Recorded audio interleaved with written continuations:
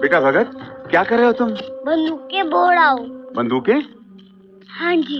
अरे बेटा, बंदूकें बोगे तो फिर गोलियों के फल लगेंगे, फिर वो फल खाएगा कौन? अंग्रेज दुश्मन। ਇੱਕ ਬੀਜ ਤੋਂ ਹਜ਼ਾਰਾਂ ਬੰਦੂਕਾਂ ਜਨਮ ਲੈਣਗੀਆਂ ਤੇ ਅੰਗਰੇਜ਼ ਗਿਣ ਵੀ ਨਹੀਂ ਸਕਣਗੇ, ਇੰਨੀਆਂ ਗੋਲੀਆਂ ਚੱਲਣਗੀਆਂ।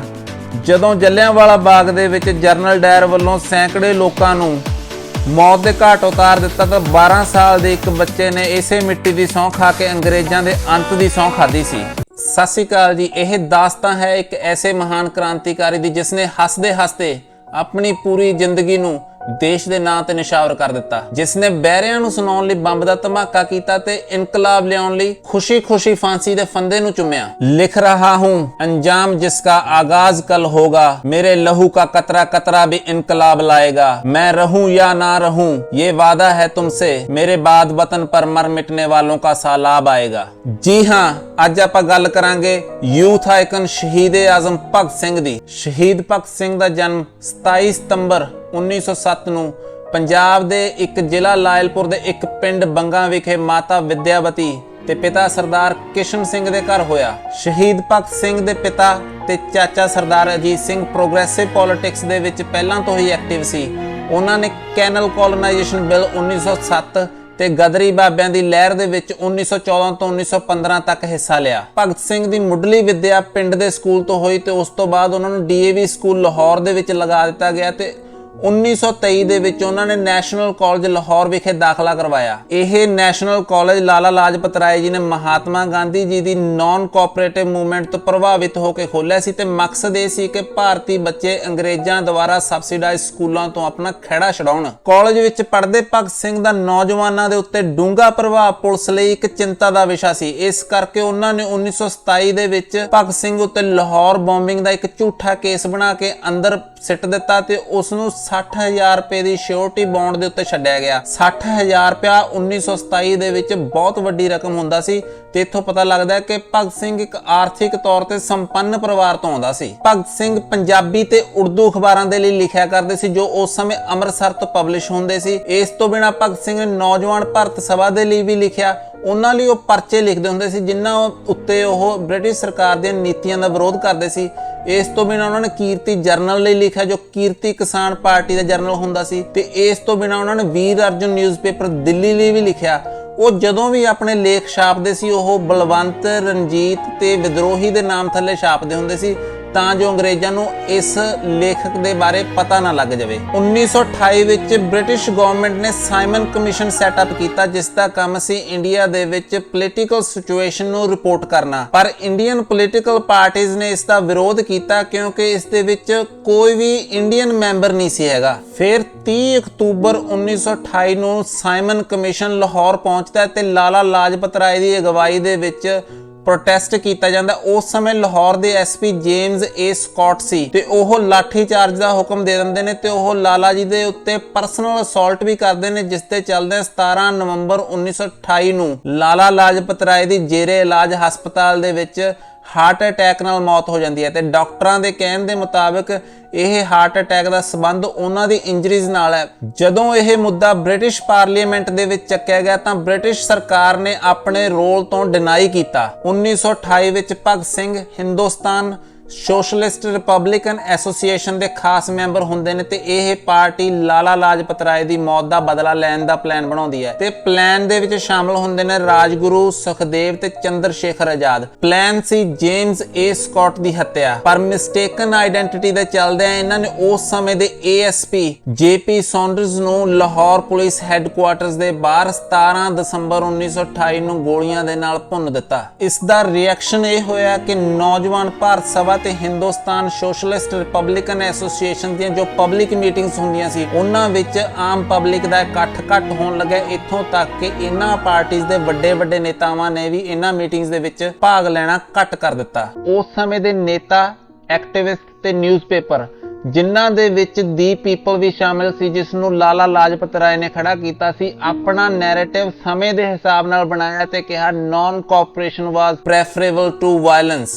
ਜੇਪੀ ਸੌਂਡਰਸ ਨੂੰ ਮਾਰਨ ਤੋਂ ਬਾਅਦ ਜਦੋਂ ਇਹ ਡੀਏਵੀ ਕਾਲਜ ਲਾਹੌਰ ਦੀ ਐਂਟਰੈਂਸ ਤੋਂ ਭੱਜਣ ਲੱਗੇ, ਜਿਹੜੀ ਕਿ ਲਾਹੌਰ ਪੁਲਿਸ ਹੈੱਡਕੁਆਰਟਰਸ ਦੇ ਬਿਲਕੁਲ ਸਾਹਮਣੇ ਸੀ, ਚੰਨਣ ਸਿੰਘ ਨਾਮ ਦਾ ਇੱਕ ਹੈੱਡ ਕਾਂਸਟੇਬਲ ਇਹਨਾਂ ਦੇ ਪਿੱਛੇ ਲੱਗ ਜਾਂਦਾ ਹੈ ਤੇ ਚੰਦਰ ਸ਼ੇਖਰ ਆਜ਼ਾਦ ਦੇ ਵਾਰ-ਵਾਰ ਸਮਝਾਏ ਜਾਣ ਤੋਂ ਬਾਅਦ ਕਿ ਤੂੰ ਭਾਰਤੀ, ਅਸੀਂ ਤੈਨੂੰ ਮਾਰਨਾ ਨਹੀਂ ਚਾਹੁੰਦੇ, ਸ਼ਾਇਦ ਨੌਕਰੀ ਉਸ ਦੀ ਮਜਬੂਰੀ ਸੀ ਤੇ ਦੇਸ਼ ਭਗਤੀ ਇਹਨਾਂ ਦੀ ਮਜਬੂਰੀ ਸੀ, ਉਹ ਪਿੱਛੇ ਨਹੀਂ ਹਟਦਾ ਤੇ ਚੰਦਰ ਸ਼ੇਖਰ ਆਜ਼ਾਦ ਨੂੰ ਉਸਦੇ ਉੱਤੇ ਗੋਲੀ ਚਲਾਉਣੀ ਪੈਂਦੀ, ਜਿਸ ਕਰਕੇ ਉਹ ਮਰ ਜਾਂਦਾ ਹੈ। ਤੇ ਇਸ ਤੋਂ ਬਾਅਦ ਸ਼ਹਿਰ ਦੇ ਚੱਪੇ-ਚੱਪੇ ਦੇ ਉੱਤੇ 2 ਦਿਨ CID ਲੱਗੀ ਰਹਿੰਦੀ ਤੇ ਲਾਹੌਰ ਸ਼ਹਿਰ ਤੋਂ ਜਾਣ ਵਾਲੇ ਹਰ ਇੱਕ ਨੌਜਵਾਨ ਦੇ ਉੱਤੇ ਅੱਖ ਰੱਖੀ ਜਾਂਦੀ ਹੈ। 18 ਦਸੰਬਰ 1928 ਨੂੰ ਬਲਰਾਜ ਸਿੰਘ ਵੱਲੋਂ ਸਾਈਨ ਕੀਤਾ ਗਿਆ ਇੱਕ ਪੇਪਰ, ਜਿਸ ਵਿੱਚ ਉਹਨਾਂ ਨੇ ਸਾਰੇ ਕੰਮ ਦੀ ਜ਼ਿੰਮੇਵਾਰੀ ਲਈ ਸੀ, ਲਾਹੌਰ ਸ਼ਹਿਰ ਦੇ ਵਿੱਚ ਫੈਲਾ ਦਿੱਤੇ ਗਏ। ਤੇ ਤੁਹਾਨੂੰ ਦੱਸ ਦਈਏ, ਇਹ ਬਲਰਾਜ ਕੋਈ ਹੋਰ ਨਹੀਂ ਸੀ, ਇਹ ਚੰਦਰ ਸ਼ੇਖਰ ਆਜ਼ਾਦ ਹੀ ਸੀ। 19 ਦਸੰਬਰ 1928 ਨੂੰ ਸੁਖਦੇਵ ਇੱਕ ਦੁਰਗਾਵਤੀ ਦੇਵੀ ਨਾਂ ਦੀ ਮਹਿਲਾ ਨਾਲ ਸੰਪਰਕ ਕਰਦਾ, ਜੋ ਇੱਕ HSRA ਮੈਂਬਰ ਭਗਵਤੀ ਚਰਨ ਵੋਰਾ ਦੀ ਵਾਈਫ ਹੁੰਦੀ ਹੈ ਤੇ ਉਸ ਤੋਂ ਮਦਦ ਮੰਗਦਾ ਤੇ ਉਹ ਮਦਦ ਕਰਨ ਦੇ ਲਈ ਹਾਂ ਕਹਿ ਦਿੰਦੀ ਹੈ। ਤੇ ਪਲਾਨ ਇਹ ਬਣਾਇਆ ਜਾਂਦਾ ਕਿ ਆਪਾਂ ਲਾਹੌਰ ਤੋਂ ਕਲਕੱਤੇ ਜਾਵਾਂਗੇ ਬਠਿੰਡੇ ਰਾਹੀਂ। ਭਗਤ ਸਿੰਘ ਦਾ ਆਪਣੇ ਦੇਸ਼ ਦੇ ਨਾਲ ਪਿਆਰ ਤੇ ਸਤਿਕਾਰ ਦਾ ਅੰਦਾਜ਼ਾ ਇਸ ਗੱਲ ਤੋਂ ਲਗਾ ਸਕਦੇ ਹਾਂ ਕਿ ਉਹ ਇੱਕ ਸਿੱਖ ਪਰਿਵਾਰ ਦੇ ਵਿੱਚ ਪੈਦਾ ਹੋ ਕੇ, ਤੇ ਉਸ ਦਾ ਵਿਜ਼ਨ ਬਹੁਤ ਸਾਫ਼ ਸੀ, ਉਹ ਸੀ ਦੇਸ਼ ਦੀ ਆਜ਼ਾਦੀ। ਉਹਨਾਂ ਦਿਨਾਂ ਵਿੱਚ ਹਾਵੜਾ ਸਟੇਸ਼ਨ ਕਲਕੱਤੇ ਲਾਹੌਰ ਤੋਂ ਆਉਣ ਵਾਲੀਆਂ ਡਾਇਰੈਕਟ ਟ੍ਰੇਨਸ ਦੇ ਪੈਸੇਂਜਰਸ ਦੀ ਜ਼ਿਆਦਾ ਤਲਾਸ਼ੀ ਹੁੰਦੀ ਸੀ ਤੇ CID ਵੀ ਅੱਖ ਰੱਖਦੀ ਸੀ। ਸੋ ਇਸ ਗੱਲ ਦਾ ਖਿਆਲ ਕਰਦੇ ਹੋਏ ਭਗਤ ਸਿੰਘ ਤੇ ਰਾਜਗੁਰੂ ਲਖਨਊ ਅੱਡ ਹੋ ਜਾਂਦੇ ਨੇ। ਰਾਜਗੁਰੂ ਲਖਨਊ ਤੋਂ ਬਨਾਰਸ ਚਲਾ ਜਾਂਦਾ, ਭਗਤ ਸਿੰਘ ਦੁਰਗਾਵਤੀ ਦੇਵੀ ਨੂੰ ਲੈ ਕੇ ਕਲਕੱਤੇ ਚਲਾ ਜਾਂਦਾ। ਪਰ ਕੁਝ ਹੀ ਦਿਨਾਂ ਬਾਅਦ ਇਹ ਫੇਰ ਸਾਰੇ ਲਾਹੌਰ ਇਕੱਠੇ ਹੋ ਜਾਂਦੇ ਨੇ। ਅਕਸਰ ਹੀ ਸਾਡਾ ਐਜੂਕੇਸ਼ਨ ਸਿਸਟਮ ਤੇ ਮੀਡੀਆ ਭਗਤ ਸਿੰਘ ਦੀ ਬਹਾਦਰੀ ਉੱਤੇ ਚਾਨਣਾ ਦਾ ਜ਼ਰੂਰ ਪਾਉਂਦਾ ਹੈ, ਪਰ ਭਗਤ ਸਿੰਘ ਦਿਮਾਗੀ ਤੌਰ ਤੇ ਕਿੰਨਾ ਤੇਜ਼ ਸੀ, ਕਿੰਨਾ ਇੰਟੈਲੀਜੈਂਟ ਸੀ, ਕਿੰਨਾ ਸ਼ਾਰਪ ਸੀ, ਇਹਦੇ ਬਾਰੇ ਗੱਲ ਬਹੁਤ ਘੱਟ ਕੀਤੀ ਜਾਂਦੀ ਹੈ। ਕਲਕੱਤੇ ਤੋਂ ਆ ਕੇ ਉਹਨਾਂ ਨੇ ਅੰਗਰੇਜ਼ਾਂ ਦੇ ਖਿਲਾਫ ਵਿਦਰੋਹ ਖੜਾ ਕਰਨ ਲਈ ਡਰਾਮੇ ਦਾ ਸਹਾਰਾ ਲਿਆ। ਉਹ ਅਕਸਰ ਹੀ ਇੱਕ ਮੈਜਿਕ ਲਾਲਟਨ ਨਾਂ ਦੇ ਡਿਵਾਈਸ ਦੇ ਥਰੂ ਸਲਾਈਡਸ ਲੋਕਾਂ ਨੂੰ ਦਿਖਾਉਂਦੇ, ਜਿਵੇਂ ਕਿ ਵੱਡੇ ਰੈਵੋਲੂਸ਼ਨਰੀ ਨੇਤਾ ਰਾਮ ਪ੍ਰਸਾਦ ਬਿਸਮਿਲ ਜੋ ਕੈਰਾਕਰੀ ਦੀ ਘਟਨਾ ਦੇ ਵਿੱਚ ਹਲਾਕ ਹੋਏ ਸੀ, ਉਹਨਾਂ ਦੀਆਂ ਸਲਾਈਡਸ ਦਿਖਾਉਂਦੇ ਤੇ ਉਹਨਾਂ ਉੱਤੇ ਭਾਸ਼ਣ ਦਿੰਦੇ ਸੀ ਤੇ ਲੋਕਾਂ ਵਿੱਚ ਉਹਨਾਂ ਦੀ ਫੈਨ ਫੋਲੋਇੰਗ ਸੀ, ਜਿਹੜੀ ਉਹ ਦਿਨੋਂ ਦਿਨ ਵੱਧਦੀ ਜਾ ਰਹੀ ਸੀ। 1929 ਵਿੱਚ ਭਗਤ ਸਿੰਘ ਨੇ ਆਪਣੀ party Hindustan socialist republican association ਨੂੰ ਇੱਕ ਸੁਝਾਅ ਦਿੱਤਾ ਕਿ ਆਪਾਂ ਕਿਉਂ ਨਾ ਇੱਕ ਡਰਾਮਾ ਰਚੀਏ, ਜਿਸ ਨਾਲ ਜੋ ਆਪਣੀ ਪਾਰਟੀ ਦੇ ਜੋ ਏਮ ਨੇ ਉਹਨਾਂ ਨੂੰ ਪਬਲਿਸਿਟੀ ਮਿਲੂ। ਤੇ ਇਹ ਡਰਾਮਾ ਫ੍ਰੈਂਚਮੈਨ ਔਗਸਟੇ ਵੇਲੀਅੰਟ ਤੋਂ ਪ੍ਰਭਾਵਿਤ ਹੋ ਕੇ ਸੋਚਿਆ ਸੀ ਕਿ ਅਗਸਟੇ ਵੇਲੀਅੰਟ ਨੇ ਫਰਾਂਸ ਦੇ ਚੈਂਬਰ ਆਫ ਡੈਪੂਟੀਜ਼ ਵਿੱਚ ਬੰਬ ਸੁੱਟਿਆ ਸੀ, ਕਿਉਂ ਨਾ ਆਪਾਂ ਸੈਂਟਰਲ ਲੈਜਿਸਲੇਟਿਵ ਅਸੈਂਬਲੀ ਵਿੱਚ ਬੰਬ ਸੁੱਟ ਦਈਏ। ਇੰਟੈਂਸ਼ਨ ਇਹਨਾਂ ਦੀ ਇਹ ਸੀ ਕਿ ਪਬਲਿਕ ਸੇਫਟੀ ਐਕਟ ਤੇ ਟ੍ਰੇਡ ਡਿਸਪਿਊਟ ਐਕਟ ਜੋ ਅਸੈਂਬਲੀ ਨੇ ਰਿਜੈਕਟ ਕਰ ਦਿੱਤੇ ਸੀ, ਉਹਨਾਂ ਨੂੰ ਵਾਇਸਰਾਏ ਆਫ ਇੰਡੀਆ ਆਪਣੀਆਂ ਸਪੈਸ਼ਲ ਪਾਵਰਸ ਦੇ ਰਾਹੀਂ ਲਾਗੂ ਕਰਨ ਜਾ ਰਿਹਾ ਸੀ। ਉਹਨਾਂ ਦਾ ਵਿਰੋਧ ਕਰਨਾ ਤੇ ਬਾਅਦ ਵਿੱਚ ਉੱਥੇ ਹੀ ਗ੍ਰਿਫਤਾਰੀ ਦੇਣੀ, ਤਾਂ ਜੋ ਉਹ ਕੋਰਟ ਅਪੀਅਰੈਂਸਸ ਨੂੰ ਵਰਤ ਕੇ ਆਪਣੇ ਗੋਲ ਤੇ ਆਪਣੇ ਖਿਆਲਾਂ ਨੂੰ ਲੋਕਾਂ ਅੱਗੇ ਰੱਖ ਸਕਣ। ਉਹ ਬੰਬ ਕਿਸੇ ਨੂੰ ਮਾਰਨ ਲਈ ਨਹੀਂ ਸੀ ਬਣਾਏ, ਪਰ ਫਿਰ ਵੀ ਕੁਝ ਅਸੈਂਬਲੀ ਮੈਂਬਰ ਇੰਜਰਡ ਹੋ ਗਏ। ਧੂਏ ਦਾ ਸਹਾਰਾ ਲੈ ਕੇ ਭਗਤ ਸਿੰਘ ਤੇ ਬਖਤੇਸ਼ਵਰ ਦੱਤ ਨੇ ਭੱਜਣ ਦੀ ਥਾਂ ਤੇ ਉਸੇ ਥਾਂ ਤੇ ਖੜੇ ਹੋ ਕੇ ਇਨਕਲਾਬ ਜਿੰਦਾਬਾਦ ਦੇ ਨਾਅਰੇ ਲਾਉਂਦੇ ਹੋਏ ਆਪਣੀ ਗ੍ਰਿਫਤਾਰੀ ਦਿੱਤੀ। ਇਸ ਤੋਂ ਬਾਅਦ ਉਹ ਦਿੱਲੀ ਦੀਆਂ ਵੱਖ-ਵੱਖ ਜੇਲ੍ਹਾਂ ਦੇ ਵਿੱਚ ਸ਼ਿਫਟ ਹੁੰਦੇ ਰਹੇ। ਮਹਾਤਮਾ ਗਾਂਧੀ ਜੀ ਨੇ ਇਸ ਗੱਲ ਦਾ ਵਿਰੋਧ ਕੀਤਾ ਤੇ ਮਈ ਵਿੱਚ ਭਗਤ ਸਿੰਘ ਤੇ ਬਖਤੇਸ਼ਵਰ ਦੱਤ ਤੇ ਕੇਸ ਚਲਾਇਆ ਗਿਆ। 12 ਜੂਨ ਨੂੰ ਇਹਨਾਂ ਨੂੰ ਲਾਈਫ ਇੰਪ੍ਰਿਜ਼ਨਮੈਂਟ ਸੁਣਾਈ ਗਈ ਤੇ ਇੰਟਰਸਟਿੰਗ ਫੈਕਟ ਇਹ ਕੇਸ ਦਾ ਇਹ ਸੀ ਕਿ ਜਦੋਂ ਪੁਲਿਸ ਦੇ ਕਪਤਾਨ ਨੂੰ ਬੁਲਾਇਆ ਗਿਆ ਐਜ਼ ਅ ਵਿਟਨੈਸ, ਤਾਂ ਉਸਨੇ ਕਿਹਾ ਜਦੋਂ ਉਹਨਾਂ ਨੇ ਭਗਤ ਸਿੰਘ ਨੂੰ ਫੜਿਆ ਉਸ ਟਾਈਮ ਭਗਤ ਸਿੰਘ ਆਪਣੀ ਪਿਸਤੌਲ ਨਾਲ ਖੇਡ ਰਿਹਾ ਸੀ। 1929 ਵਿੱਚ ਹੀ Hindustan socialist republican association Lahore ਤੇ ਸਹਾਰਨਪੁਰ ਦੇ ਵਿੱਚ ਬੰਬ ਬਣਾਉਣ ਦੀਆਂ 2 ਫੈਕਟਰੀਆਂ ਲਾਉਂਦੀ ਹੈ, ਪਰ 15 ਅਪ੍ਰੈਲ 1929 ਨੂੰ ਪੁਲਿਸ ਨੂੰ ਭਿਣਕ ਪੈ ਜਾਂਦੀ ਤੇ ਲਾਹੌਰ ਵਾਲੀ ਫੈਕਟਰੀ ਫੜੀ ਜਾਂਦੀ ਹੈ, ਜਿਸ ਨਾਲ ਸੁਖਦੇਵ, ਕਿਸ਼ੋਰੀ ਲਾਲ ਤੇ ਜੈਕਪਾਲ ਦੀ ਗ੍ਰਿਫਤਾਰੀ ਹੁੰਦੀ ਹੈ ਤੇ ਹੌਲੀ-ਹੌਲੀ ਪੁਲਿਸ ਉਹਨਾਂ ਦੀ ਸਹਾਰਨਪੁਰ ਵਾਲੀ ਫੈਕਟਰੀ ਤੇ ਵੀ ਰੇਡ ਮਾਰ ਕੇ ਉਸ ਨੂੰ ਫੜ ਲੈਂਦੇ ਨੇ। ਬੰਬ ਫੈਕਟਰੀ ਤੇ ਪਾਰਟੀ ਦੇ ਮੈਂਬਰ ਫੜੇ ਜਾਣ ਨਾਲ ਪੁਲਿਸ ਦੇ ਹੱਥ ਇੱਕ ਨਵੀਂ ਇਨਫੋਰਮੇਸ਼ਨ ਲੱਗਦੀ ਹੈ, ਜਿਸ ਨਾਲ ਉਹ ਸੌਂਡਰਸ ਦਾ ਕਤਲ, ਅਸੈਂਬਲੀ ਹਾਲ ਬੰਬਿੰਗ ਤੇ ਬੰਬ ਮੈਨੂਫੈਕਚਰਿੰਗ ਨੂੰ ਕਨੈਕਟ ਕਰਦੇ ਹੋਏ ਭਗਤ ਸਿੰਘ, ਸੁਖਦੇਵ, ਰਾਜਗੁਰੂ ਤੇ 21 ਹੋਰ ਨੂੰ ਸੌਂਡਰਸ ਦੇ ਕਤਲ ਦੇ ਵਿੱਚ ਨਾਮਜ਼ਦ ਕਰਦੇ ਨੇ। ਭਗਤ ਸਿੰਘ ਨੂੰ ਦੁਬਾਰਾ ਸੌਂਡਰਸ ਦੇ ਕਤਲ ਕੇਸ ਦੇ ਵਿੱਚ ਗ੍ਰਿਫਤਾਰ ਕਰਕੇ ਦਿੱਲੀ ਤੋਂ ਮੀਆਂਵਾਲੀ ਜੇਲ੍ਹ ਦੇ ਵਿੱਚ ਸ਼ਿਫਟ ਕੀਤਾ ਗਿਆ ਤੇ ਜੇਲ੍ਹ ਵਿੱਚ ਯੂਰਪੀਅਨ ਤੇ ਭਾਰਤੀ ਕੈਦੀਆਂ ਦਰਮਿਆਨ ਡਿਸਕ੍ਰਿਮੀਨੇਸ਼ਨ ਵੇਖ ਕੇ ਉਹਨਾਂ ਨੇ ਹੰਗਰ ਸਟ੍ਰਾਈਕ ਕੀਤੀ, ਜੋ 116 ਦਿਨ ਚੱਲੀ ਤੇ ਹੰਗਰ ਸਟ੍ਰਾਈਕ ਦੀ ਪਪੂਲੈਰਿਟੀ ਚੱਲਦੇ ਸਰਕਾਰ ਨੇ ਭਗਤ ਸਿੰਘ ਉੱਤੇ ਸੌਂਡਰਸ ਦਾ ਕੇਸ ਜਲਦੀ ਚਲਾਉਣ ਦਾ ਫੈਸਲਾ ਫੈਸਲਾ ਕੀਤਾ ਤੇ ਬੁਰਸਟਲ ਜੇਲ੍ਹ ਲਾਹੌਰ ਲਿਆਂਦਾ ਗਿਆ।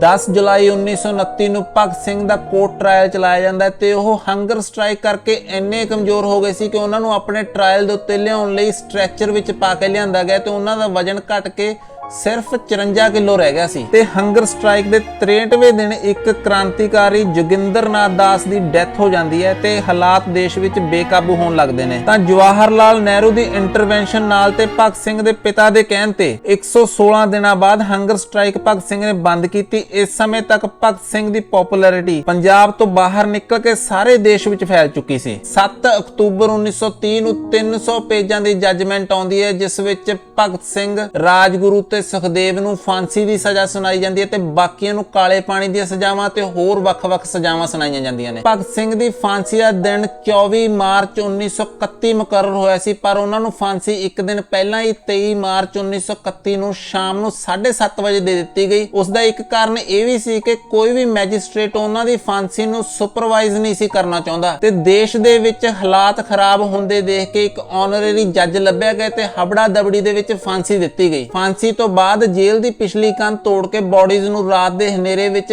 ਗੰਡਾ ਸਿੰਘ ਵਾਲੇ ਪਿੰਡ ਵਿੱਚ ਜਲਾਇਆ ਗਿਆ ਤੇ ਉਸ ਤੋਂ ਬਾਅਦ ਰਾਖ ਨੂੰ ਸਤਲੁਜ ਦਰਿਆ ਦੇ ਵਿੱਚ ਵਹਾ ਦਿੱਤਾ ਗਿਆ। ਸੋ ਇਹ ਸੀ ਕਹਾਣੀ ਲੋਕ ਨਾਇਕ ਭਗਤ ਸਿੰਘ ਦੀ। ਭਗਤ ਸਿੰਘ ਵਰਗੇ ਸੂਰਮੇ ਹਜ਼ਾਰਾਂ ਸਾਲਾਂ ਵਿੱਚ ਇੱਕ ਵਾਰੀ ਪੈਦਾ ਹੁੰਦੇ ਨੇ ਤੇ ਉਹ ਯਾਦ ਵੀ ਹਜ਼ਾਰਾਂ ਸਾਲਾਂ ਲਈ ਰੱਖੇ ਜਾਂਦੇ ਨੇ। ਭਗਤ ਸਿੰਘ ਦੇ ਪੈਦਾ ਹੋਣ ਲਈ ਘਰ ਦੇ ਵਿੱਚ ਮਾਂ ਦਾ ਭਗਤ ਸਿੰਘ ਹੋਣਾ ਵੀ ਬਹੁਤ ਜ਼ਰੂਰੀ ਹੈ ਤੇ ਪਿਤਾ ਦਾ ਭਗਤ ਸਿੰਘ ਹੋਣਾ ਵੀ ਬਹੁਤ ਜ਼ਿਆਦਾ ਹੀ ਜ਼ਰੂਰੀ ਹੈ। ਜੇਕਰ ਤੁਹਾਨੂੰ ਇਹ ਸਾਡੀ ਵੀਡੀਓ ਚੰਗੀ ਲੱਗੀ ਤਾਂ ਸਾਨੂੰ ਲਾਈਕ, ਸ਼ੇਅਰ ਤੇ ਸਬਸਕ੍ਰਾਈਬ ਜ਼ਰੂਰ ਕਰਿਓ ਤੇ ਅਗਲੀ ਵੀਡੀਓ ਦੇ ਨਾਲ ਮਿਲਾਂਗੇ।